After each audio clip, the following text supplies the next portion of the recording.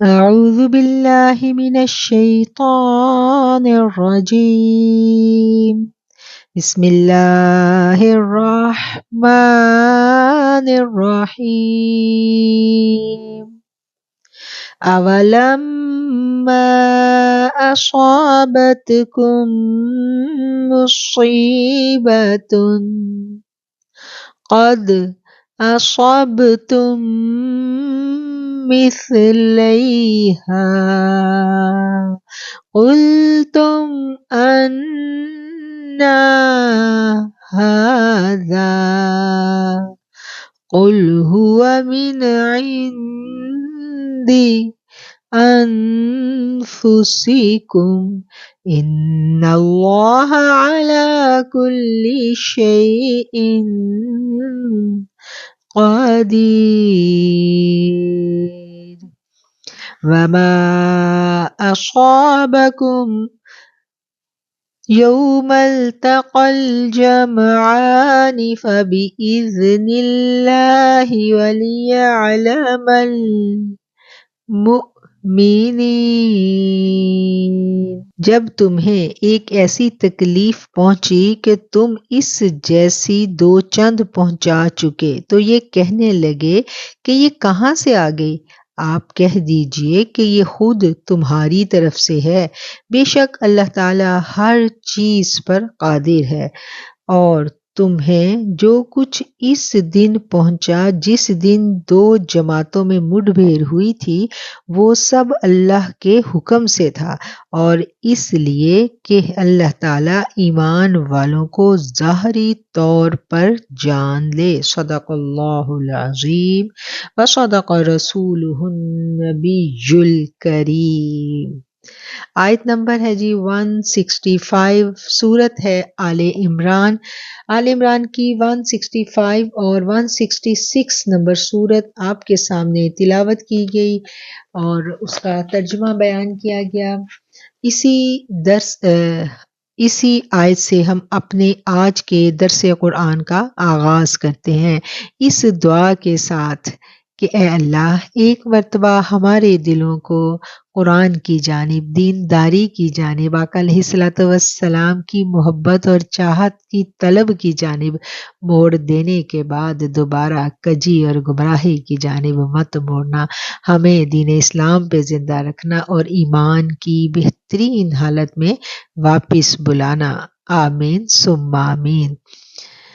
آقا علیہ الصلوۃ والسلام پر درود و سلام بھیجتے ہیں، میرا ساتھ دیجیے۔ اللہم صلی علی سیدنا و مولانا محمد معدن الجود والکرم منبع العلم والعلم والحلم والحکم وبارک وسلم۔ جنگ احد کا احوال ہم پڑھ رہے ہیں اور جنگ احد میں ہم جانتے ہیں کہ مسلمانوں کو نقصان اٹھانا پڑا تھا، اور جب مسلمانوں کو یہ تکالیف پہنچی جو جنگ کے میدان میں ان کو پیش آئیں تو تب لوگوں نے کہا کہ عجیب بات ہے، ہم تو حق پر تھے، راہ خدا میں جہاد کرنے نکلے تھے اور رسول خدا بھی ہم میں موجود تھے، اور ہمیں ان لوگوں کے ہاتھوں ہزیمت اٹھانا پڑی جو کافر اور مشرک ہیں۔ اس پر اللہ تعالیٰ فرماتے ہیں کیا ہوا اگر تمہیں آج تکلیف پہنچی ہے، اس سے پہلے تم ان پر دگنی ضرب لگا چکے ہو، تم نے بدر میں ان کے 70 سردار قتل کیے اور 70 کو قیدی بنا لیا، اور اس پسپائی کے اسباب کے متعلق زیادہ فکر مند ہونے کی ضرورت نہیں ہے۔ تم میں سے ہی بعض ایسے تھے جنہوں نے رسول اللہ صلی اللہ علیہ وسلم کے حکم سے روگردانی کی تھی، اور ایسا کرنے پر اب تمہیں اس آزمائش سے دوچار ہونا پڑا، اور جب تمہیں پہنچی مصیبت حالانکہ تم پہنچا چکے ہو دشمن کو اس سے دگنی، تو تم کہہ اٹھے قل تم ان ھذا، تم کہہ اٹھے یہ کہاں سے آ گئی؟ قل فرما دیجئے ہوا من عند انفسکم، یہ تو آئی ہے تمہاری اپنی ہی جانوں کی وجہ سے، یعنی جو حرکتیں تم سے سرزد ہو گئی اسی کی وجہ سے تم پر یہ مصیبت آئی ہے، ٹھیک ہے۔ اور پھر آگے یہ ہے کہ اللہ تعالیٰ جو ہے وہ ہر چیز پر قدرت رکھتا ہے، اور وہ مصیبت جو پہنچی تھی تمہیں اس روز جب مقابلہ کو نکلے تھے دونوں لشکر تو اللہ کے حکم سے پہنچی تھی، اور یہ مقصد تھا کہ اللہ تعالیٰ تم دونوں میں سے دیکھ لے کہ مومن کون ہے۔ یہ دونوں لشکر نکلے تھے اور آپس میں ان کی مٹ بھیڑ ہوئی تھی۔ وہ کون سا موقع تھا؟ جنگ بدر کا، جنگ احد کا ہی جہاں پر ذکر ہو رہا ہے۔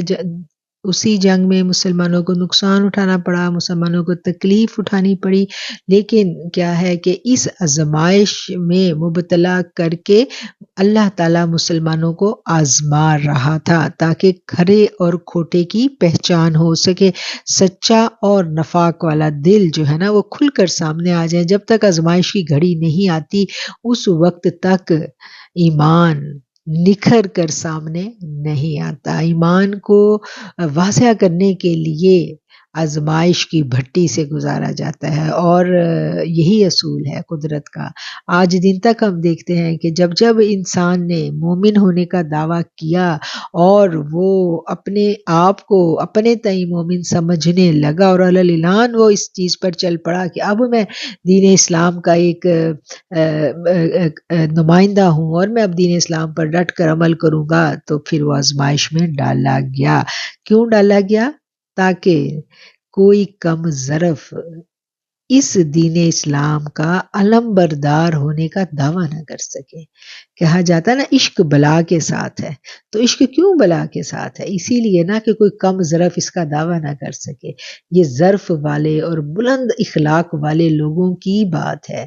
اس میں ایسا نہیں ہے کہ کھرا اور کھوٹا جو ہے ان کو یکساں مقام مل جائے، کیونکہ جو کھرا ہے اس کا مقام بڑا بلند ہے، وہ اللہ کی دوستی کا علم اٹھائے ہوئے ہوتا ہے، اور اللہ اپنے دوستوں میں نفاق والے دلوں کو رہنے نہیں دیتا۔ اللہ ان کے دلوں کا نفاق ضرور ظاہر کرتا ہے، اور جب جب کوئی آزمائش آتی ہے نفاق ظاہر ہو جاتا ہے، اور اسی لیے آزمائش آتی ہے۔ اس لیے ہمیں اس بات کو ذہن نشین کر لینا ہے کہ جب جب ہم دین حق پر چلیں گے، دین کی راہ پر چلیں گے، دین کے علم بردار بن جائیں گے، تو آزمائش میں سے ہمیں بھی گزارا جائے گا، ہمیں بھی گزارا جائے گا، اور یہ ہمارا امتحان ہوتا ہے۔ ٹھیک ہے نا؟ تو یہ تو مطلب ازل سے قانون رہا ہے، اس وقت سے جب رسول اللہ صلی اللہ علیہ وآلہ وسلم خود بنفس نفیس موجود تھے، اس وقت بھی اللہ تعالیٰ نے آزمائش کی کسوٹی سے ان لوگوں کو گزارا، اور پھر نفاق والے اور ایمان والے ظاہر ہو گئے۔ اور ہم نے دیکھا کہ جب ایمان والے ظاہر ہوئے اور ان سے بھی اگر کوئی لغزش ہوئی تو اللہ نے کہا کہ یہ ایمان والے ہیں، میں نے انہیں معاف کر دیا۔ اس لیے اگر کوئی آزمائش میں سے گزارا جائے اور اس آزمائش میں سے گزرتے ہوئے کہیں بشری تقاضے کے تحت دل ڈگمگا جائے اور کچھ کمی پیشی رہ جائے، تو کیا کرنا ہے؟ جھک جانا ہے اللہ کے آگے۔ ان نسینا او اخطأنا ربنا ولا تحمل علینا، یہ پڑھ لینا ہے کہ اللہ ہم سے کوئی بھول ہو جائے تو تو ہماری پکڑ نہ کرنا، درگزر کر دینا، ہمیں معاف کر دینا۔ ٹھیک ہے؟ تو پھر کیا ہے کہ اللہ غفور الرحیم ہے۔ اس طرح منظر کشی کی گئی ہے، اور اس طرح احد کی جنگ کا ایک ایک قصہ بیان کیا گیا ہے کہ اگر انسان اس کو دھیان سے اور غور سے پڑھے تو یوں لگتا ہے کہ ہم بھی میدان احد میں کسی نہ کسی چٹان کی اوٹ میں بیٹھے یہ سارے منظر دیکھ رہے ہیں۔ اتنی اس منظر کشی میں اتنی قوت ہے کہ آپ اس کو تھوڑا سا اس کو کنسنٹریٹ کریں تو 1400 سال پیچھے یہ لے جاتے ہیں الفاظ قرآن کے آپ کو۔ اللہ تعالیٰ فرما رہے ہیں کہ جب منافقین جو تھے ان کو کہا گیا تھا نا کہ اللہ سے لڑو، تو انہوں نے کہا تھا کہ قالوا لو نعلم قتالا لاتبعناکم، اگر ہم جانتے جنگ ہوگی تو ہم ضرور تمہاری پیروی کرتے۔ مراد یہ کہ اپنے سے بہت بڑے لشکر کے ساتھ تم جو لڑنے جا رہے ہو، کتنے گنا بڑا لشکر تھا وہ تقریباً ان سے 4 گنا بڑا لشکر تھا نا، اور مسلح لشکر تھا جو احد میں آیا تھا لڑنے کے لیے، تو عبداللہ بن ابی اور اس کے ساتھیوں نے کہا تھا کہ اگر ہم اس کو جنگ سمجھتے نا تو ہم ضرور تمہارا ساتھ دیتے، یہ جنگ نہیں ہے، یہ تو صریحاً خودکشی ہے، یہ تو صریحاً اپنے آپ کو ہلاکت میں ڈالنا ہے کہ اتنے بڑے لشکر کے ساتھ یہ مٹھی بھر تعداد جو ہے یہ جا کے ان سے پنگا لے، یہ تو خودکشی ہے، یہ ہم اس کو جنگ سمجھتے ہی نہیں ہے، اس لیے ہم تمہارا ساتھ نہیں دے سکتے۔ تو یہ الفاظ تھے ان کے جو انہوں نے اپنی بزدلی پر، اپنے نفاق پر پردہ ڈالنے کے لیے پیش کیے، اور قرآن نے کیا کیا؟ قرآن نے وہ سب کچھ ظاہر کر دیا۔ اور کیا قرآن کہہ رہا ہے؟ اور دیکھ لے جو نفاق کرتے تھے، اور کہا گیا ان سے آؤ لڑو اللہ کی راہ میں یا بچاؤ اپنے شہر کو، بولے اگر ہم جانتے کہ جنگ ہوگی تو ہم ضرور تمہاری پیروی کرتے۔ ہم جانتے جنگ ہوگی کا مطلب ہم نے سمجھ لیا کہ ان کا یہ خیال تھا کہ یہ صریحاً خودکشی ہے، یہ کوئی جنگ نہیں ہونی، انہوں نے فوراً سب نے مر مٹ جانا ہے، ٹھیک ہے، وہ یہ سمجھتے تھے کہ یہ جنگ نہیں ہے، جنگ تو برابری پہ ہوتی ہے۔ اور تاریخ گواہ ہے کہ مسلمانوں نے جب جب جنگیں لڑیں، کفر ہمیشہ دنیاوی قوت اور ظاہری اسباب میں کفر جو تھا وہ ہمیشہ بہت قوت والا ہوتا تھا، اور مسلمان ہمیشہ اسباب میں کمزور ہوتے تھے، ہم تاریخ پڑھ کے دیکھ لیں۔ لیکن مسلمانوں کے پاس جذبہ ہوتا تھا، یقین ہوتا تھا، ایمان کی قوت سے مسلمانوں نے جنگیں جیتی ہیں، مسلمانوں نے اسلحے کے زور پہ جنگیں نہیں جیتی۔ مسلمان کبھی بھی کوئی بھی جنگ ہم دیکھ لیں، زبردست فتوحات جو ملی ہیں، ساری کی ساری قوت ایمانی اور نیک نیتی ان کی ہوتی تھی، جس کے اوپر پھر اللہ تعالیٰ ان کو سرفراز کرتے تھے۔ اور ہم جانتے کہ جنگ ہوگی تو ہم ضرور تمہاری پیروی کرتے، وہ کفر سے اس روز زیادہ قریب تھے بنسبت ایمان کے، کہتے تھے اپنے منہ سے ایسی باتیں جو نہیں تھی ان کے دلوں میں، اور اللہ تعالیٰ خوب جانتا ہے جسے وہ چھپاتے تھے۔ وہ کیا چھپاتے تھے؟ وہ اپنے دل کا نفاق چھپاتے تھے، اور اللہ کیا کہہ رہا ہے کہ میں خوب جانتا ہوں جو وہ چھپاتے تھے۔ الذین قالوا لإخوانهم وقعدوا لو اطاعونا ما قتلوا قل فادرؤوا عن انفسکم الموت ان کنتم صادقین۔ یہ وہ لوگ ہیں جو خود بیٹھے رہے اور اپنے بھائیوں کی بابت کہا اگر وہ ہماری بات مان لیتے تو قتل نہ کیے جاتے۔ کہہ دیجئے اگر تم سچے ہو تو اپنی جانوں سے موت کو ہٹا کر دکھاؤ۔ وہ کہتے تھے نا، جو وہ دعوے کرتے تھے، اب ان دعووں کا اللہ تعالیٰ نے جواب دیا ہے۔ اب ان کے نفاق کی دوسری کھلی علامت جو تھی نا وہ یہ قول تھا کہ یہ جو لوگ جتنے بھی جنگ احد میں مارے گئے ہیں، شہید ہوئے ہیں، اگر یہ ہماری بات مان لیتے نا تو پھر ان کی جانیں بچ جانی تھی۔ اور اللہ نے کیا کہا؟ اگر تم سچے ہو تو پھر اب تم ہمیشہ زندہ رہ کے دکھاؤ۔ کون چاہتا ہے مرنا؟ اگر کوئی یہ شخص سمجھتا ہے کہ میں اپنی تدبیر سے موت سے بچ سکتا ہوں تو ایسا ممکن نہیں ہے۔ اللہ کہتا بچ کے دکھاؤ اگر تم اپنی تدبیر سے بچ سکتے۔ موت تو کہیں بھی چھپ جاؤ، جو وقت معین ہے اس وقت پر موت نے آنا ہی آنا ہے۔ اور اس لیے کہا نا، ہمیں کیا کہا گیا ہے کہ جب کوئی کام ہو جائے تو اگر مگر نہیں کرنا چاہیے۔ یہ اگر جو ہے نا یہ شیطان کی آمد کا دروازہ کھول دیتا ہے، اور جب اگر آ جاتا ہے ہمارا یقین ادھر سے رخصت ہو جاتا ہے، پھر بس وسوسہ رہ جاتا ہے، اور وسوسہ ایمان والا وسوسے میں نہیں ہوتا۔ وَلَا تَحْسَبَنَّ الَّذِينَ قُتِلُوا فِي سَبِيلِ اللَّهِ أَمْوَاتًا بَلْ أَحْيَاءٌ عِندَ رَبِّهِمْ يُرْزَقُونَ۔ جو لوگ اللہ کی راہ میں شہید کیے گئے ان کو مردہ ہرگز مت سمجھیں، بلکہ وہ زندہ ہیں، اپنے رب کے پاس رزق دیے جاتے ہیں۔ عند ربہم یرزقون، بلکہ انہیں ان کے رب کے پاس رزق دیا جاتا ہے۔ اب جنہوں نے اللہ کی راہ میں سب کچھ قربان کیا، اور سب سے قیمتی چیز اپنی جان ہے، جنہوں نے اللہ کی راہ میں اپنی جان ہی قربان کر دی، تو پھر اللہ نے ان کا مرتبہ بڑا بلند کر دیا۔ اللہ نے کہا کہ دیکھو ان کو مردہ بھی نہیں کہنا، یہ زندہ ہے، اور ایسی زندگی، ایسی حیات ہے کہ اللہ ان کو رزق دیتا ہے۔ وَلَا تَحْسَبَنَّ، اب یہ دیکھیں یہ تاکید کی جا رہی ہے، ولا اور نہیں، اور ہرگز نہیں، تحسبنا تم یہ خیال مت کرنا، یعنی تاکیداً یہ بات کی جا رہی ہے کہ تم ہرگز یہ خیال مت کرو کہ جو اللہ کی راہ میں قتل ہو گیا وہ ہمیشہ کی موت مر گیا، نہیں، وہ مردہ نہیں ہے، بلکہ کیا ہے، اس کو اللہ نے ایسی زندگی عطا کی کہ جس کا تمہیں شعور ہی نہیں ہے۔ اس بارے میں ہم دیکھتے ہیں حضرت ابن عباس سے مروی ہے کہ آقا علیہ الصلوۃ والسلام نے فرمایا جب تمہارے بھائی احد میں شہید ہوئے اللہ تعالیٰ نے ان کی ارواح کو سبز پرندوں کے قالب عطا فرمائے، وہ جنتی نہروں پر سیر کرتے پھرتے ہیں، جنتی میوے کھاتے ہیں، طلائی قندیلیں جو زیر عرش معلق ہیں ان میں رہتے ہیں۔ جب انہیں کھانے پینے رہنے کے پاکیزہ عیش پائے تو انہوں نے کہا کہ ہمارے بھائیوں کو خبر کون دے گا، ہم جنت میں زندہ ہیں، تاکہ وہ جنت سے بے رغبتی نہ کریں اور جنگ سے بیٹھ نہ جائیں۔ اللہ تعالیٰ نے فرمایا کہ میں انہیں تمہاری یہ خبر پہنچاؤں گا۔ خزائن العرفان۔ کتنی خوبصورت یہ آیت کی تفسیر میں ابن عباس سے مروی یہ حدیث جو ہے یہ ہمیں پوری کی پوری اس آیت کی وضاحت بتا دیتی ہے کہ جب احد میں شہید ہونے والے کو اللہ تعالیٰ نے ڈھیروں ڈھیر انعامات سے نوازا، کرم نوازیاں کی اور جنتیں عطا فرمائی، تو وہ اتنے خوش ہوئے تو انہوں نے کہا اب ہمارے جو دنیا میں بہن بھائی رہ گئے ان کو اس کی خوشخبری کون دے گا، اور تب میرے رب نے کہا کہ میں دوں گا انہیں خوشخبری۔ اور یہاں پر یہ خبر اللہ ہمیں دے رہا ہے، یہ ان شہداء کا پیغام رہتی دنیا تک کے مسلمان کو قرآن کے ذریعے دے دیا گیا کہ جس نے اپنی راہ اللہ کی جان میں قربان کر دی پھر اللہ اس کی زبردست قسم کی پذیرائی کرتا ہے، زبردست قسم کی ان کی مہمان نوازی کی جاتی ہے، ان کو رزق دیا جاتا ہے۔ موت ہوتی ہے نا تو رزق، دنیا کا جو رزق ہے وہ ختم ہو جاتا ہے، لیکن شہداء کا رزق ختم نہیں ہوتا۔ جنت میں رہتے ہوئے شہداء کی روحوں کا تعلق اپنے جسموں سے بھی قائم رہتا ہے اور وہ اپنے بدنوں کے ساتھ زندہ ہیں۔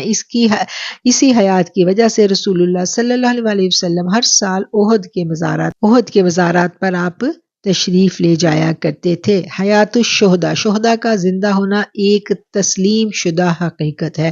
وَإِنَّ الْأَرْضَ لَا تَأْكُلُ أَجْسَادَ الْأَنْبِيَاءِ وَالشُّهَدَاءِ وَالْعُلَمَاءِ وَالْمُؤَذِّنِينَ الْمُحْتَسِبِينَ وَحَمَلَةِ الْقُرْآنِ، یعنی زمین، انبیاء کرام، شہیدوں، علماء، ربانیین، ثواب کے لیے اذان دینے والے اور قرآن کے حافظوں کے جسم نہیں کھاتی۔ یہ حدیث آپ کے سامنے میں نے بیان کی، یہاں شہداء کا ذکر ہو رہا ہے۔ شہداء کے لیے اللہ تعالیٰ نے زمین کی مٹی کو، یعنی زمین کی مٹی کے لیے اللہ نے حرام کر دیا کہ وہ شہداء کے جسموں کو خراب کرے، جس کی مثالیں ہمیں آج دن تک ملتی ہیں۔ 1400 سال پرانے اجسام جو ہیں صحابہ کرام کے جسم بہت دفعہ ملے نا، بڑے واقعات ہمارے پاس موجود ہیں۔ ابھی ہم اس ڈیٹیل میں اگر جائیں تو بہت ساری مثالیں ہمارے پاس کے صحابہ کرام کے جسم ملے کھدائی کے درمیان مختلف موقعوں پر۔ ابھی یہ 80s کا واقعہ ہے کہ جب آقا علیہ الصلوۃ والسلام کے والد محترم کا حضرت عبداللہ کا جسم بھی ملا تھا مسجد نبوی کی توسیع کے دوران، اور بہت سارے لوگوں نے اس کی زیارت بھی کی تھی، بالکل فریش تر و تازہ، بال مبارک بھی اسی طرح تھے ان کے۔ اور آج دن تک ہم دیکھتے ہیں ایسے واقعات، ہم سنتے رہتے ہیں، اور کچھ لوگوں نے ان کو آنکھوں سے بھی دیکھا ہے ان شہداء کے اجسام کو۔ تو شہداء کے اجسام کو اللہ تعالیٰ نے زمین کی مٹی کے لیے حرام کر دیا، زمین کی مٹی ان کو نہیں کھا سکتی۔ اچھا، یہ صرف شہداء کے لیے نہیں ہے، اللہ نے اور بھی کچھ لوگ ہیں جن پر اللہ کا یہ کرم ہوتا ہے، اور ان میں کون کون ہے اس کا ہمیں اس حدیث سے ذکر ملتا ہے کہ مسجدوں، یعنی ان کا ہمیں کیا ذکر ملتا ہے، شہید، علماء ربانیین، یعنی جو اللہ کے دین کے لیے جنہوں نے سیکھنے سکھانے کے لیے اپنی زندگی کو وقف کر دیا، اس کے جسم کو بھی خاک نہیں ختم کر سکتی۔ اور ثواب کے لیے اذان دینے والے یعنی مؤذن، اور قرآن کا حافظ قرآن کا جسم بھی محفوظ رہتا ہے۔ شہادت کا شرف ابدی زندگی، قرب الہی اور جنت سے لطف اندوزی ہے۔ شہادت بہت بہت بڑی نعمت ہے، اور جس کو یہ شہادت کی نعمت مل جاتی ہے پھر وہ ابدی حیات میں چلا جاتا ہے، اور اللہ تعالیٰ اس کی جنتوں میں میزبانی کرتے ہیں۔ فرحین بما آتاہم اللہ من فضلہ ویستبشرون بالذین لم یلحقوا بہم من خلفہم الا خوف علیہم ولا ہم یحزنون۔ اللہ تعالیٰ نے اپنا فضل جو انہیں دے رکھا ہے اس سے بہت خوش ہیں، خوشیاں منا رہے ہیں ان لوگوں کی بابت جو اب تک ان سے نہیں ملے، ان کے پیچھے ہیں، اس پر کہ انہیں کوئی خوف نہیں اور نہ ہی وہ غمگین ہوں گے۔ یستبشرون بنعمت من اللہ وفضل وان اللہ لا یضیع اجر المؤمنین۔ وہ خوش ہوتے ہیں اللہ کی نعمت اور فضل سے، اور اس سے بھی کہ اللہ تعالیٰ ایمان والوں کے اجر کو برباد نہیں کرتا۔ یہاں پر ان لوگوں کی کیفیات جو ہیں اس کو بیان کیا گیا ہے کہ اللہ تعالیٰ نے اپنا فضل جو انہیں دے رکھا ہے وہ اس میں خوشیاں منا رہے ہیں، اور ان لوگوں کی بابت جو ان سے اب تک نہیں ملے، ان کے پیچھے ہیں، اس پر اللہ تعالیٰ جو ہے اس پر کہ انہیں نہ کوئی خوف ہوگا اور نہ ہی وہ غمگین ہوں گے۔ وہ خوش ہوتے ہیں اللہ کی نعمتوں پر، اللہ نے جو ان پر فضل کیا ہے وہ اس پر اللہ سے خوش ہیں، اور جو اللہ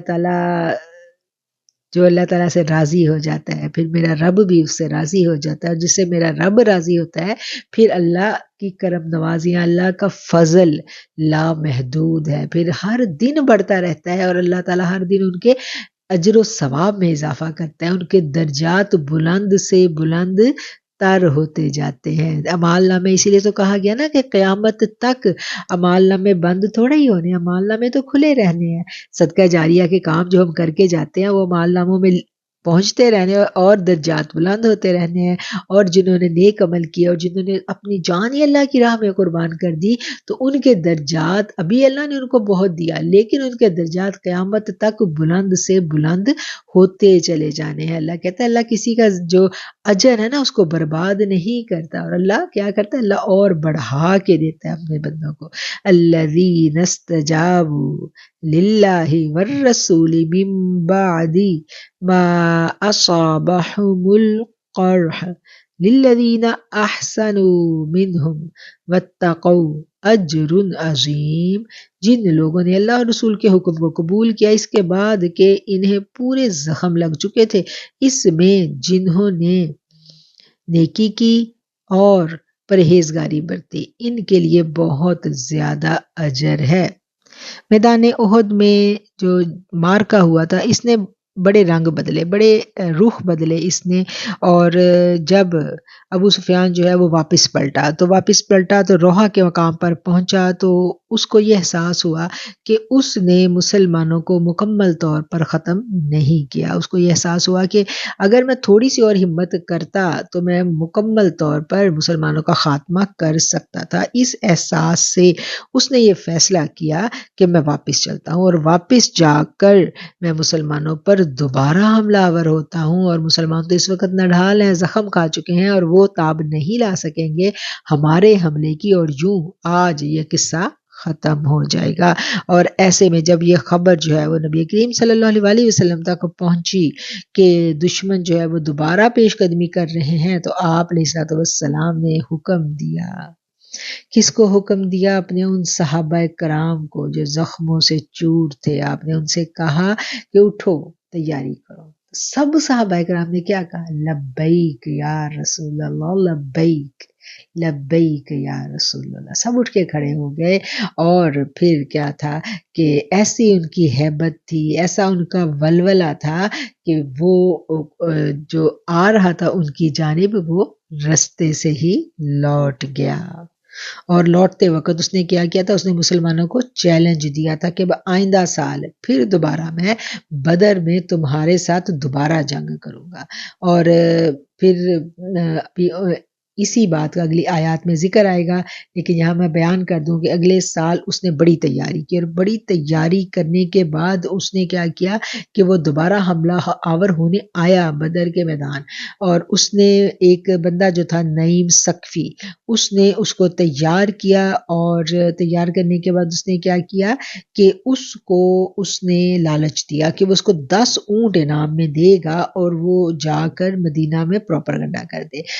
اور اس نے مدینہ پہنچ کر نعیم ثقفی نے پروپیگنڈا شروع کر دیا کہ ابو سفیان جو ہے وہ بہت بڑی تیاری کر کے بدر کی جانب کوچ کر گیا ہے، اور اگر تم نے بدر کا رخ کیا تو یاد رکھو تم میں سے کوئی زندہ نہیں بچ سکے گا۔ گویا کہ اس نے ایسا پروپیگنڈا کیا کہ مسلمان ڈر جائیں، اور اس نے بڑھا چڑھا کر ان کی قوت کا جو تھا وہ پروپیگنڈا کیا، اور جو ابو سفیان تھا وہ 2000 پیدل اور 50 سواروں سمیت بدر کی جانب روانہ ہو گیا۔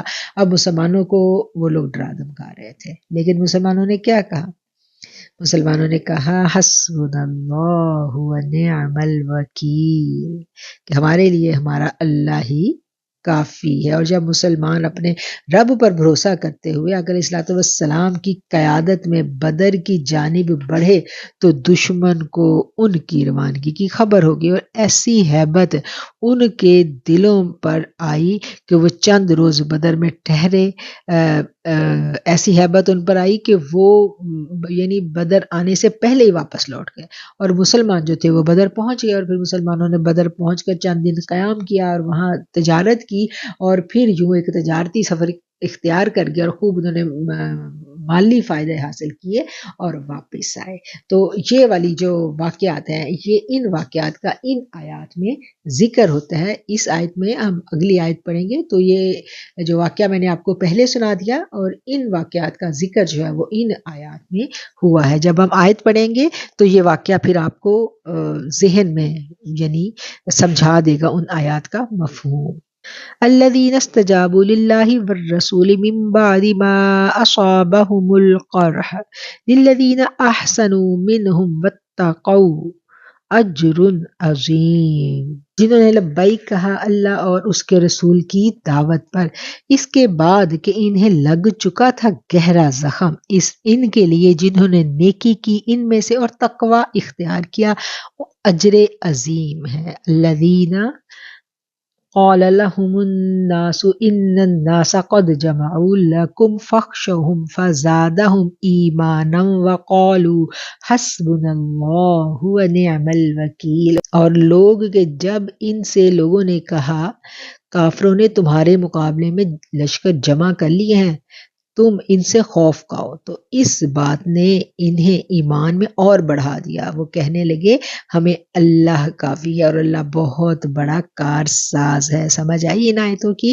کہ یہ جو نعیم ثقفی تھا اس کو پروپیگنڈا کے لیے تیار کیا گیا، اور اس نے آ کے ان کو خبریں پہنچائیں، اور اس پر مسلمانوں نے کہا حسبنا اللہ ونعم الوکیل، فانقلبوا بنعمت من اللہ وفضل لم يمسسهم سوء واتبعوا رضوان اللہ واللہ ذو فضل عظیم۔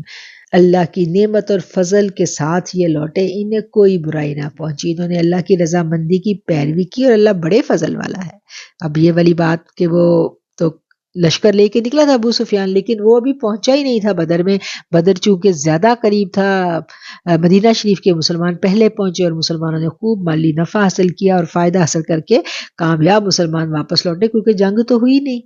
تو جب دشمن ہی بھاگ گیا تو کامیابی، تو یہ اس بات کو یہاں بیان کیا گیا ہے۔ انما ذالکم الشیطان یخوف اولیاءہ فلا تخافوہم وخافون ان کنتم مؤمنین، یہ خبر دینے والا صرف شیطان ہی ہے جو اپنے دوستوں سے ڈراتا ہے، تم ان کافروں سے مت ڈرو اور میرا خوف رکھو اگر تم مومن ہو۔ یہ بھی وہ آیت ہے جو پلو سے باندھ دینے والی ہے۔ ہمیں ہمیشہ اس آیت کو یاد رکھنا ہے۔ کیوں یاد رکھنا ہے؟ کہ شیطان ہمیں بڑا ڈراتا ہے، بڑا خوف زدہ کرتا ہے، اور مومن اللہ کے سوا کسی سے ڈرتا نہیں ہے۔ یہ خبر دینے والا صرف شیطان ہی ہے جو اپنے دوستوں سے ڈراتا ہے۔ شیطان ہمیں ڈراتا ہے نا اپنے دوستوں سے، آج بھی ڈراتا ہے، کل بھی ڈراتا تھا، ہائے ہائے ایسے ہو جائے گا، اگر یہ کیا تو یہ ہو جائے گا۔ یہ اگر مگر کے چکروں میں ڈال کے کیا کرتا ہے؟ مومن کا بھروسہ اللہ سے کمزور کرتا ہے۔ تو اللہ کیا کہتا ہے؟ اللہ کہتا ہے جو میرے بندے ہیں نا، جو میرے بندے ہیں وہ شیطان کے درگے میں نہیں آتے۔ اللہ کے بندے کیا کرتے ہیں؟ اللہ کے بندے اللہ پر بھروسہ رکھتے ہیں۔ تم ان کافروں سے مت ڈرو اور میرا خوف رکھو، یعنی اللہ کہتا ہے مجھ سے ڈرو، ان سے مت ڈرو، اگر تم مومن ہو۔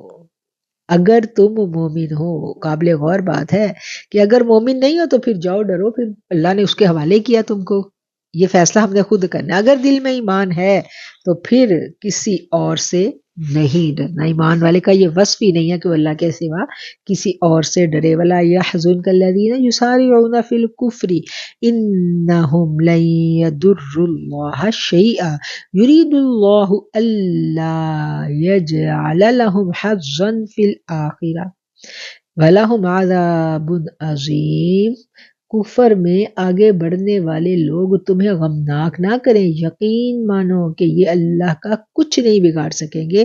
اللہ کا ارادہ ہے کہ ان کے لیے آخرت کا کوئی حصہ عطا نہ کرے، ان کے لیے بڑا دردناک عذاب ہے۔ وَلَا يَحْزُنْكَ الَّذِينَ يُسَارِعُونَ فِي الْكُفْرِ۔ اب یہاں نبی کریم صلی اللہ علیہ وآلہ وسلم سے اللہ تعالیٰ مخاطب ہے، کیا کہہ رہے ہیں اللہ تعالیٰ کہ وَلَا يَحْزُنْكَ الَّذِينَ، آپ غم زدہ نہ ہوں، آپ غم نہ کریں، آپ کو جو جلدی سے کفر، آپ غم زدہ نہ ہوں، آپ غم نہ کریں، آپ کو جو جلدی سے کفر میں داخل ہوئے ہیں، بے شک یہ لوگ نہیں نقصان پہنچا سکتے اللہ کو کچھ بھی۔ کون جلدی سے داخل ہوئے تھے کفر میں؟ ایمان لانے کے بعد واپس کون پلٹا تھا؟ عبداللہ بن ابی کا لشکر، نفاق والے لوگ، یہاں پر ان کی جانب اشارہ ہے۔ یہ کون لوگ تھے جو جلدی سے پلٹے تھے میدان احد سے؟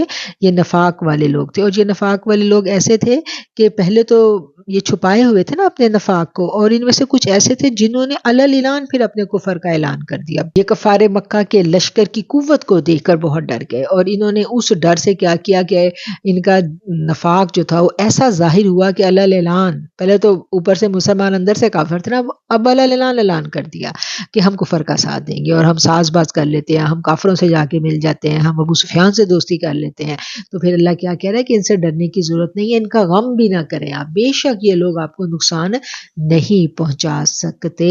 اللہ تعالیٰ جو کچھ چاہتا ہے وہی ہوتا ہے، ایسا نہیں ہے کہ یہ بندے اپنی تدبیریں کر کے آپ کو یا آپ کے لشکر کو یا آپ کے ساتھیوں کو کوئی نقصان پہنچا سکیں۔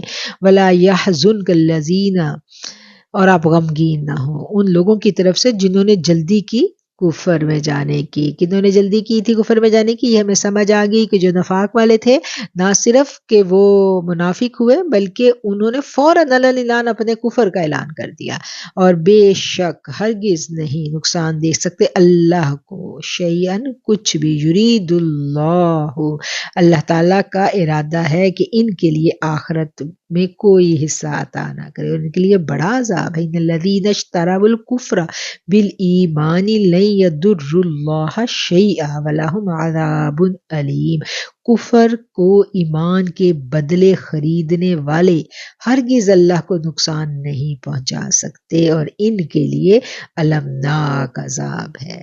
انسان خود خریدتا ہے نا، خود خریدتا ہے اپنے نفاق کی وجہ سے، اپنے نفس پرستی کی وجہ سے، اپنی تن آسانی کی وجہ سے انسان سودا کر دیتا ہے اپنے ایمان کا، اپنی دنیا کے ساتھ محبت کی وجہ سے، قربانی نہ دینی پڑ جائے، ٹھیک ہے نا؟ تو کیا ہے، خود سودا کرتا ہے، خود بیچ دیتا ہے، اور پھر اللہ تعالیٰ جو ہے نا وہ ان سب سے بے پرواہ ہے۔ اللہ تعالیٰ تو ہمیشہ اعلان کرتا ہے قرآن میں کہ میں بے پرواہ ہوں ایسے لوگوں سے، اور پھر اللہ وعدے دیتا ہے، ایمان والوں کو خبریں دیتا ہے کہ میں تمہارے ساتھ ہوں، تمہارے لیے تو میں نے بڑے اجر تیار کیے، اور جو یہ کرتے ہیں ان کے لیے میں نے بڑی آگ تیار کی ہے، بڑا عذاب تیار کیا ہے۔ وَلَا يَحْسَبَنَّ الَّذِينَ كَفَرُوا أَنَّمَا نُمْلِي لَهُمْ خَيْرٌ لِأَنفُسِهِمْ إِنَّمَا نُمْلِي لَهُمْ لِيَزْدَادُوا إِثْمًا وَلَهُمْ عَذَابٌ مُّهِينٌ۔ کافر لوگ ہماری دی ہوئی مہلت کو اپنے حق میں بہتر مت سمجھے، یہ مہلت تو اس لیے ہے کہ وہ گناہوں میں اور بڑھ جائیں، انہی کے لیے ذلیل کر دینے والا عذاب ہے۔ اچھا، ایک بڑا اچھا کانسیپٹ جو ہے نا اس آیت سے ہمارا کلیئر ہو جاتا ہے۔ یہ ہوئی جس وقت نازل، اس تناظر میں بھی ہم اس کو سمجھتے ہیں، اور آج اپنے حالات کے تناظر میں اگر ہم اس آیت کو دیکھیں تو آج ہمارے ہاں سب سے جو نوجوان نسل کو یا لوگوں کو یہ اعتراض ہوتا ہے کہ اگر وہ کافر ہیں، اگر وہ اللہ کے نافرمان ہیں، تو ان کے پاس اتنی نعمتیں کیوں ہیں؟ یہ اعتراض ہوتا ہے نا، بہت لوگ یہ اعتراض کرتے ہیں، اگر وہ اتنے برے ہیں تو اللہ نے ان کو اتنی نعمتیں کیوں دی ہوئی، اللہ کیوں نہیں ان کی پکڑ کرتا، ہمارے ساتھ کوئی ظلم و زیادتی کرے؟ تو ہم بھی کہتے ہیں کہ دیکھو، اس کو دنیا بھی اللہ نے دی ہوئی ہے اور وہ ہمارے ساتھ بھی ظلم و زیادتی کرے، اس کی پکڑ کیوں نہیں ہوتی؟ تو ان سب باتوں کا جواب جو نا یہ آیت دیتی ہے کہ کافر ہماری دی ہوئی مہلت کو اپنے حق میں بہتر نہ سمجھے، اور جو برا کرنے کے باوجود یہ سمجھتا ہے کہ دیکھو میں تو جتنا بھی برا کر لوں مجھے کیا، میری کون سی پکڑ آنی ہے۔ انسان جب گناہ کے کاموں میں ملوث ہوتا ہے اور وہ اس میں بڑھتا چلا جاتا ہے تو وہ اپنے تئیں اپنے آپ کو حق پر سمجھنے لگتا ہے، وہ سوچتا ہے اگر میں گناہ پر ہوتا تو میری پکڑ نہ ہو جاتی، اب مجھے اللہ نے پکڑا نہیں ہے تو بس میرے تو مزے ہی مزے۔ تو اس بات کا جو اس کانسیپٹ کا یہ آیت بہت اچھی طرح اس کی وضاحت کر رہی ہے کہ کافر ہماری دی ہوئی مہلت کو اپنے حق میں بہتر نہ سمجھے، یہ مہلت تو اس لیے ہے کہ وہ اپنے گناہوں میں اور بڑھ جائیں، وہ اپنی جو آگ سمیٹ رہے ہیں نا اور سمیٹ لیں اور سمیٹ لیں۔ پھر اللہ کیا کہتا ہے، آنا تو انہیں میری طرف ہی ہے اور انہی کے لیے ذلیل کر دینے والا عذاب ہے۔ ما کان اللہ لیذر المؤمنین علی ما انتم علیہ حتی یمیز الخبیث من الطیب وما کان اللہ لیطلعکم علی الغیب ولکن اللہ یجتبی من رسلہ من یشاء فآمنوا باللہ ورسلہ وإن تؤمنوا وتتقوا فلکم اجر عظیم۔ جس حال میں تم ہو اسی پر اللہ ایمان والوں کو نہیں چھوڑ دے گا جب تک پاک اور ناپاک کو الگ نہ کر دے، اور نہ اللہ تعالیٰ ایسا ہے کہ تمہیں غیب سے آگاہ کر دے، بلکہ اللہ تعالیٰ اپنے رسولوں میں سے جس کا چاہے انتخاب کر لیتا ہے، اس لیے تم اللہ پر اور اس کے رسولوں پر ایمان رکھو۔ اگر تم ایمان لاؤ اور تقوی اختیار کرو تو تمہارے لیے بہت بڑا اجر ہے، فَلَكُمْ اجر عظیم، تمہارے لیے بہت بڑا اجر ہے۔ کس بات پر اجر ہے؟ یہ باتیں یہاں بتائی گئیں کہ کون کون سی باتیں ہیں، وہ تم اختیار کرو گے تو تمہارے لیے بہت بڑا اجر ہے۔ جس حال میں تم ہو اللہ تعالیٰ ایمان والوں کو نہیں چھوڑے گا۔ کس نے کیا نہیں چھوڑے گا؟ جب تک کہ وہ پاک اور ناپاک کو الگ نہ کر لے۔ اب کیا تھا؟ مکس تھے مسلمان، اسلام تیزی سے پھیل رہا تھا اور اسلام کا غلبہ دیکھ کر بہت سارے لوگ جو ہیں وہ اسلام میں داخل ہو چکے تھے، اور اسلام میں داخل ہونے کے بعد وہ جو مسلمانوں کو فوائد تھے، مراد مل رہی تھی، وہ حاصل کر رہے تھے، اویل کر رہے تھے، لیکن اسلام ان کے دلوں میں نہیں اترا تھا۔ تو اللہ کہتا ہے میں تمہیں تم بظاہر اکٹھے ہو، تمہیں لیکن اکٹھے رہنے نہیں دوں گا، اس لیے تو آزمائش آتی ہے۔ ہم کہتے ہیں ہائے اللہ والوں پہ آزمائش آئی، ہائے ہم نے دین پہ رستے پہ چلنا شروع کیا آزمائش آئی، ہم کہتے ہیں نا۔ تو آزمائش کا مقصد یہ ہوتا ہے کہ کھرا اور کھوٹا الگ ہو جائے، پاک اور ناپاک کو اللہ اکٹھے نہیں رہنے دیتا، پاک کو اللہ الگ کر لیتا ہے اور ناپاک کو الگ کر لیتا ہے۔ یہ چھلنی لگتی ہے ہر سٹیج پہ، ہر دور میں، ہر مقام پر، زندگی کے ہر دور پر یہ چھلنی لگتی آئی ہے، صحابہ کے دور سے لگتی آئی ہے۔ اس دور میں بھی جو منافق تھے وہ مسلمانوں کے ساتھ نہیں رہ سکے، ہر دور میں چلنے لگی ہے، اور پھر فیصلہ ہو گیا، نفاق سامنے آ گیا اور سب الگ الگ ہو گئے۔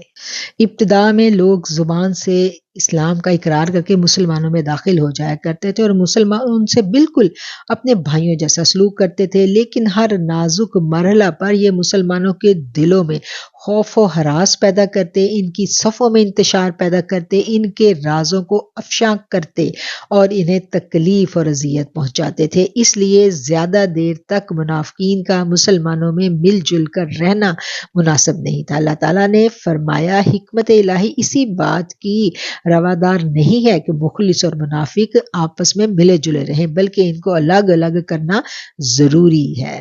اور اس کے بارے میں علماء کرام کے جو اقوال ہیں وہ بھی میں عرض کر دوں، اسلام کو کامیاب اور باطل کو سرنگو کرنے سے یا بذریعہ وحی اپنے نبی مکرم کو منافقوں کا علم عطا فرمانے سے کیا ہے کہ یہ لوگ جب جو منافقین کی ہوتے ہیں نا، جب مسلمانوں کی صفوں میں یہ شامل ہو جاتے ہیں تو یہ مسلمانوں کو بہت نقصان پہنچاتے ہیں۔ وہ کیا کرتے ہیں کہ سب سے بڑا نقصان جو منافق کی صحبت کا ایک مومن کو ملتا ہے نا، منافق اس کا یقین چھین لیتا ہے، اس میں وسوسہ ڈال دیتا ہے، اس کے ایمان کو متزلزل کر دیتا ہے۔ یہ سب سے بڑا وار ہوتا ہے منافق کا، اس لیے کہا گیا نا کہ نیکوں کی صحبت اختیار کرو، اور نیک کی صحبت سے آپ کو کیا ملتا ہے؟ آپ کو یقین ملتا ہے، آپ کے ایمان کو تقویت ملتی ہے۔ اور یقین کے بارے میں کہتے ہیں یقین کیسے حاصل ہو؟ دلوں کو یقین نہیں ہے، دل میں یقین اترتا نہیں ہے، کیا کریں؟ یہ یقین جو ہے نا، یہ وظیفوں سے نہیں ملتا، یقین عبادات سے بھی نہیں ملتا۔ عبادت جتنی بھی کر لیں، جب تک اہل یقین کی صحبت نہیں ہوگی، اللہ والوں کا ساتھ نہیں ہوگا، تب تک یہ کیفیت نہیں ملے گی۔ اسی لیے اللہ ہمیشہ ایمان والوں کو اللہ حکم دیتا ہے کہ وہ اکٹھے ہو جائیں۔ جب جب ایمان والے اکٹھے ہوتے ہیں، اسلام میں اجتماعی زندگی پر اتنا کیوں زور ہے؟ 5 ٹائم باب جماعت نماز کیوں فرض کی گئی؟ نماز ہم اپنے گھروں میں بھی پڑھ سکتے تھے نا مسلمان، مردوں کے لیے نماز اپنی انڈیویجول بھی پڑھی جا سکتی تھی، لیکن با جماعت نماز اسی لیے فرض کی گئی کہ اجتماعیت رہے، مل جل کے رہیں، کیونکہ اکٹھے جب مسلمان ہو جاتے ہیں تو پھر ان کا ایمان بڑھتا ہے، ان کا یقین بڑھتا ہے، ان کا اپنے رب پر بھروسہ بڑھتا ہے۔ یہ اجتماعیت کی بڑی برکتیں ہوتی ہیں۔ اور پھر اگر اس ایمان والے گروہ میں کچھ نفاق والے شامل ہو جائیں تو آپ دیکھیں کہ آپ تھوڑی دیر بڑی اچھی کیفیت میں بیٹھے ہوں گے، آپ کو بڑا اللہ پہ بھروسہ ہوگا، بڑا یقین ہوگا، اور پھر ایک اندر ایسا ایک دوست آئے گا اور وہ آ کے کوئی ایسی نیگیٹو بات کرے گا کہ آپ کے ایمان کا لیول ایک دم ڈاؤن چلا جائے گا، آپ کی وہ جو پازیٹیو انرجی ہے نا وہ ایک دم نیچے چلی جائے گی۔ کیوں؟ وسوسہ آ گیا، اور وسوسہ وہ دستک ہوتی ہے جو شیطان ٹک ٹک ٹک ہمارے دل پر دیتا ہے۔ اور اگر ہمارے پاس وہ لمحہ ہوتا ہے، یا تو اس دستک پر ہم نے دروازہ کھول دینا ہوتا ہے اور اس وسوسے پر غور و فکر شروع کر دینا ہوتا ہے، اور بدگمانیوں کے پھر ایک لمبا لامتناہی سلسلہ شروع ہو جاتا ہے۔ اور دوسرا کیا ہوتا ہے؟ ہم نے لاہور پڑھنی ہے اور دروازہ بند کر دینا ہے، دروازہ کھولنا ہی نہیں ہے، نہیں وسوسہ نہیں، مجھے اللہ پہ بھروسہ، اللہ خیر کرے گا، بس مومن کا یہ طریقہ کار ہے۔ اور نفاق والے کیا کرتے تھے؟ وہ مسلمانوں کی صفوں میں انتشار پیدا کرتے تھے، ان کے ایمان کو متزلزل کرتے تھے، اور اللہ کو یہ گوارا نہیں تھا، اور اللہ نے ان کو ظاہر کیا، اور اللہ ان کو ظاہر کرتا تھا۔ اچھا، اب یہ کیا ہے؟ ما کان اللہ لیذر المؤمنین علی ما انتم علیہ حتی یمیز الخبیث، جس حال میں تم ہو اسی پر اللہ ایمان والوں کو نہیں چھوڑے گا جب تک پاک اور ناپاک کو الگ نہ کر دے، پاک اور ناپاک کو الگ نہ کر دے۔ اس چیز کو ہم نے سمجھ لیا نا، اللہ ایسا ہے کہ تمہیں غیب سے آگاہ کر دے۔ وما کان اللہ لیطلعکم علی الغیب ولکن اللہ یجتبی، بلکہ اللہ تعالیٰ اپنے رسولوں میں سے جس کا چاہے انتخاب کر لیتا ہے، اس لیے تم اللہ پر اور اس کے رسولوں پر ایمان رکھو۔ اگر تم ایمان لاؤ اور تقوی اختیار کرو تو تمہارے لیے بڑا اجر ہے۔ اب یہاں اس آیت کو ہم نے سمجھنا ہے۔ پہلی بات جو اس آیت میں ہمیں یہ بتائی جا رہی ہے کہ اللہ جو ہے نا منافق کو اور ایمان والے کو اکٹھا نہیں رہنے دے گا، ان کی چھانٹی ہوگی، چھلنی لگے گی، نفاق والے کا نفاق ظاہر ہو جائے گا۔ اور دوسری بات یہ کہ وما کان اللہ لیطلعکم، ایسا نہیں ہے کہ اللہ تعالیٰ آگاہ کر دے تم کو اوپر غیب کے، اور نہ اللہ ایسا ہے کہ تمہیں غیب سے آگاہ کر دے۔ اب اس آیت کو سمجھنے کے لیے ہم اس ماحول میں جائیں گے جب نبی کریم صلی اللہ علیہ وسلم تشریف فرما ہیں اور منافقین جو ہیں ان کے پردے اٹھ رہے ہیں. اب جب ان کے پردے چاک ہو رہے ہیں اور وہ مسلمانوں کی صفوں میں گھسے ہوئے ہیں. ابھی آپ دیکھیں کہ عبداللہ بن ابی جو تھا وہ الگ ہو گیا تھا، اس کے باوجود کچھ لوگ تھے، تب بھی تھے، جو اندر گھسے رہے تھے اور ان کے بارے میں آگے آیات نازل ہوئی تھی. تو اللہ تعالیٰ یہ کہہ رہا ہے کہ اور نہ اللہ ایسا ہے کہ تمہیں غیب سے آگاہ کر دے. نبی کریم صلی اللہ علیہ وسلم پر جب ان کے یہ اعتراضات پہنچے کہ دیکھو اگر آپ کے نبی کو اتنا علم ہوتا تو پھر جو نفاق والے لوگ اندر موجود تھے وہ خود ان کو پہچان لیتے، وہ خود ان کو الگ کر دیتے، وہ ان کو اپنی صفوں میں گھسنے ہی نہ دیتے. مطلب اس طرح کے اعتراضات جو تھے جب آقا علیہ الصلوۃ والسلام تک پہنچے تو آقا علیہ الصلوۃ والسلام نے فرمایا میری امت میرے سامنے پیش کی گئی اور مجھے علم دیا گیا کہ کون میرے ساتھ ایمان لائے گا اور کون کفر کرے گا. اور جو منافقین تھے نا وہ مذاق اڑاتے تھے، وہ کہتے تھے کہ یہ تو دعویٰ کرتے ہیں کہ میں ہر مومن اور ہر کافر کو جانتا ہوں، اور حالت یہ ہے کہ ہم 8 پہر ان کے ساتھ رہتے ہیں اور یہ ہمیں پہچان ہی نہیں سکتے. اور جب یہ اس طرح کے دعوے انہوں نے کیے تو اس پر یہ آیت اتری اور اس سے بھی ہمیں یہ معلوم ہوا کہ حضور صلی اللہ علیہ وسلم کو منافقوں کا علم تھا. اور یہ بھی پتہ چلا کہ علم کا ظاہر نہ کرنا علم کے نہ ہونے کی دلیل نہیں ہے. یعنی یہ ضروری نہیں ہے کہ جو علم ہے اس کو ظاہر بھی کیا جائے. مصلحتاً خاموشی اختیار کی. بہت ایسے مقام آتا ہے جب آقا علیہ الصلوۃ والسلام کو پتہ تھا حالات کا لیکن مصلحتاً آپ نے خاموشی اختیار کی. جب منافقین کی یہ باتیں نبی کریم صلی اللہ علیہ وسلم تک پہنچی تو آقا علیہ الصلوۃ والسلام ممبر پر تشریف فرما ہوئے، اللہ کی حمد و ثنا کی اور اس کے بعد فرمایا اس قوم کا کیا حال ہوگا جو میرے علم پر اعتراض کرتے ہیں. اس وقت سے لے کر قیامت تک ہونے والی کوئی بات پوچھو میں یہاں کھڑے کھڑے تمہیں جواب دوں گا. عبداللہ بن حذافہ اٹھے اور ان کے نسب پر طعن کیا جاتا تھا. انہوں نے کہا کہ یا رسول اللہ میرا باپ کون ہے؟ فرمایا حذافہ. پھر نبی کریم صلی اللہ علیہ وسلم ممبر سے اترے تو اس وقت یہ آیت جو تھی وہ نازل ہوئی. اور اس کے علاوہ نبی کریم صلی اللہ علیہ وسلم کی اور بھی طویل احادیث اس ضمن میں موجود ہیں کہ جب آقا علیہ الصلوۃ والسلام سے کچھ ایسی ہی باتیں ان لوگوں نے کی تھیں اور پھر کچھ لوگوں کے پردے جو ہیں وہ چاک کیے گئے تھے. اور نبی کریم صلی اللہ علیہ وسلم کو جو علم دیا گیا جتنا دیا گیا وہ میری رب کی جانب سے تھا. اللہ تعالیٰ کا جو علم ہے وہ اس کائنات میں ہر شے پر قدرت رکھنے والا ہے، لیکن نبی کریم صلی اللہ علیہ وسلم کو یا رسولوں کو جو بھی اللہ علم دیتا ہے وہ عطا ہوتی ہے، جتنا چاہے جہاں تک چاہے اللہ تعالیٰ عطا کر دے. اور پھر جتنی ضرورت ہوتی ہے اس علم کا وہ اظہار کرتے ہیں اور جہاں ضرورت نہیں ہوتی وہاں مصلحتاً اس کو پوشیدہ رکھا جاتا ہے. اب ہم دیکھیں کہ آج اس بات پر لوگ کتنے آرام سے بحث و مباحثہ کرنے لگ جاتے ہیں کہ آقا علیہ الصلوۃ والسلام کے پاس فلاں چیز کا علم تھا یا فلاں کا نہیں تھا. اب ہم اس حدیث کا جب ابتدائیہ پڑھتے ہیں تو اس میں نبی کریم صلی اللہ علیہ وسلم نے کیا فرمایا، اس قوم کا کیا حال ہوگا جو میرے علم پر اعتراض کرتے ہیں. گویا نبی کی ذات وہ بلند مرتبہ ہستی ہوتی ہے کہ امت کا کوئی حق نہیں ہے کہ وہ اس پر اپنی اظہار رائے کرے اور اس پر کسی قسم کا اعتراض کرے. اور معترض ہونا دل میں نفاق کی نشانی ہے. جو اعتراض کرے سمجھ لیں کہ اس کے دل میں کہیں نہ کہیں ٹیڑھ موجود ہے، وہ اپنے ایمان کی فکر کرے. جو ایمان والا ہے وہ سنتا ہے اور خاموش رہتا ہے، اور جو نفاق والا ہے وہ سنتا ہے اور پھر اعتراض کرتا ہے، عقلی دلائل لا کر اس میں سے ٹیڑھ نکالتا ہے، اس میں سے نقطے نکالتا ہے. یہ کس چیز کی نشانی ہوتی ہے؟ یہ نفاق کی نشانی ہوتی ہے.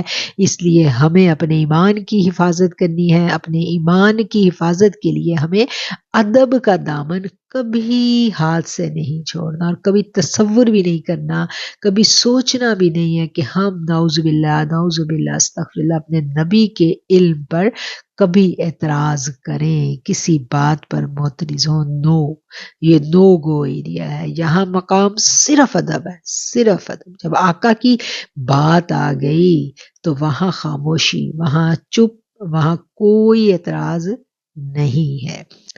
اچھا، یہاں اس آیت سے یہ بات بھی واضح ہو جاتی ہے کہ اللہ کی تعلیم کے بغیر علم غیب حاصل نہیں کیا جا سکتا۔ یہ اللہ ہی ہے، وہ جتنا چاہتا ہے اپنے رسولوں کو سکھلا دیتا ہے۔ وَلَكِنَّ اللَّهَ يَجْتَبِي مِن رُّسُلِهِ، اور اللہ چن لیتا ہے اپنے رسولوں میں سے جس کو چاہتا ہے۔ کس لیے چن لیتا ہے؟ اس کا آیت کے پچھلے حصے میں ذکر کر دیا گیا، وَمَا كَانَ اللَّهُ لِيُطْلِعَكُمْ عَلَى الْغَيْبِ، اور نہیں ہے اللہ کی شان کہ وہ آگاہ کرے تمہیں غیب پر، البتہ جتنا وہ چاہتا ہے اتنا وہ کرتا ہے۔ یہ اللہ کی شان ہے، وہ جتنی عطا کرے کرے۔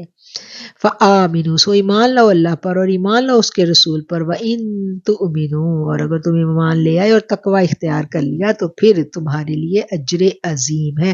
وَلَا يَحْسَبَنَّ الَّذِينَ يَبْخَلُونَ بِمَا آتَاهُمُ اللَّهُ مِن فَضْلِهِ هُوَ خَيْرًا لَّهُم بَلْ هُوَ شَرٌّ لَّهُمْ سَيُطَوَّقُونَ مَا بَخِلُوا بِهِ یوم القیامہ وَلِلَّهِ مِیرَاثُ السَّمَاوَاتِ وَالْأَرْضِ وَاللَّهُ بِمَا تَعْمَلُونَ خَبِیر۔ جنہیں اللہ تعالیٰ نے اپنے فضل سے کچھ دے رکھا ہے وہ اس میں اپنی کنجوسی کو اپنے لیے بہتر خیال نہ کریں، بلکہ وہ ان کے لیے نہایت بدتر ہے۔ ان قریب قیامت والے دن یہ لوگ اپنی کنجوسی کی چیز کے توق ڈالے جائیں گے۔ آسمانوں اور زمین کی میراث اللہ ہی کے لیے ہے، اور جو کچھ تم کر رہے ہو اللہ تعالیٰ اس سے گواہ ہے۔ وَلَا يَحْسَبَنَّ الَّذِينَ يَبْخَلُونَ، اور ہرگز گمان نہ کریں جو بخل کرتے ہیں۔ بخل کرنا جو ہے وہ اس کا مطلب ہم سب جانتے ہیں کہ مال کو سیند کر رکھنا اور مال کو خرچ نہ کرنا، مال جو اللہ تعالیٰ نے مال دیا ہے اس کو اپنی ذاتی ملکیت سمجھنا۔ جو اللہ تعالیٰ دیتا ہے اس کا حقیقی مالک، ہماری ہر نعمت کا مالک میرا رب ہے، جتنا چاہے جس کو چاہے وہ عطا کر دے، اور جب وہ عطا کرتا ہے تو وہ ہمارے پاس اس کی امانت ہوتی ہے۔ یہ جسم جو اللہ نے دیا نا یہ بھی اللہ کی امانت ہے، یہ بھی ایک دن ہم نے اپنے رب کو لوٹا دینا ہے، یا جب وعدہ پورا ہو جانا ہے تو فرشتوں نے آ جانا ہے اپنی امانت واپس، یہ جسم چلا جانا ہے، یہ جسم اللہ نے لے لینا ہے، ہماری روح الگ ہو جانی ہے۔ تو یہ ساری کی ساری امانتیں ہیں اللہ کی ہمارے پاس۔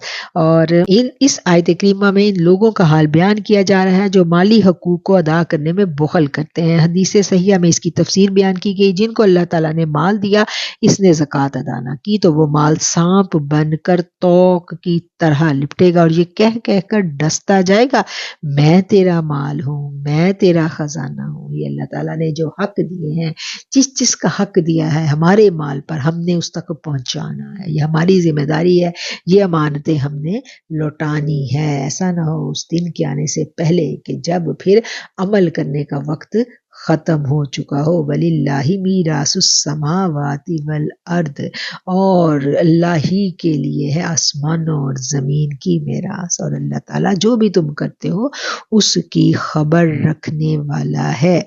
یہاں پر ہماری 180 آیات مکمل ہو جاتی ہیں۔ 180 نمبر آیت تک آج ہم نے پڑھا، اور اب جتنا ہم نے پڑھا ہم اس کو ریوائز کر لیتے ہیں۔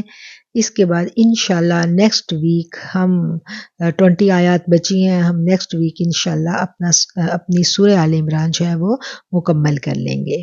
165 نمبر آیت سے ہم نے آج کا اپنا درس قرآن شروع کیا تھا، اور 165 نمبر سے ہی ہم ریوائز کرتے ہیں۔ کیا بات ہے کہ جب تمہیں ایک ایسی تکلیف پہنچی کہ تم اس جیسی دو چند پہلے پہنچا چکے تھے تو یہ کہنے لگے یہ کہاں سے آ گیا؟ آپ کہہ دیجئے یہ خود تمہاری طرف سے ہے، بے شک اللہ تعالیٰ ہر چیز پر قدرت رکھنے والا ہے، اور تمہیں جو کچھ اس دن پہنچا جس دن دو جماعتوں میں مڈ بھیڑ ہوئی تھی وہ سب اللہ کے حکم سے تھا، اور اسی لیے کہ اللہ تعالیٰ ایمان والوں کو ظاہری طور پر جان لے۔ اور منافقوں کو بھی معلوم کر لے جن سے کہا گیا کہ آؤ اللہ کی راہ میں جہاد کرو، یہ کافروں کو ہٹاؤ، تو وہ کہنے لگے اگر ہم لڑائی جانتے ہوتے تو اگر ہم اسے لڑائی جانتے ہوتے تو ہم ضرور ساتھ دیتے۔ وہ اس دن بنسبت ایمان کے کفر کے بہت قریب تھے۔ اپنے منہ سے وہ باتیں بناتے ہیں جو ان کے دلوں میں نہیں ہے، اللہ تعالیٰ خوب جانتا ہے جسے وہ چھپاتے ہیں۔ یہ وہ لوگ ہیں جو خود بھی بیٹھے رہے اور اپنے بھائیوں کی بابت کہا کہ اگر وہ ہماری بات مان لیتے تو قتل نہ کیے جاتے۔ کہہ دیجئے اگر تم سچے ہو تو اپنی جانوں سے موت کو ہٹا دو۔ جو لوگ اللہ کی راہ میں شہید کیے گئے ہیں ان کو ہرگز مردہ مت سمجھیں، بلکہ وہ زندہ ہیں اور اپنے رب کے پاس رزق دیے جاتے ہیں۔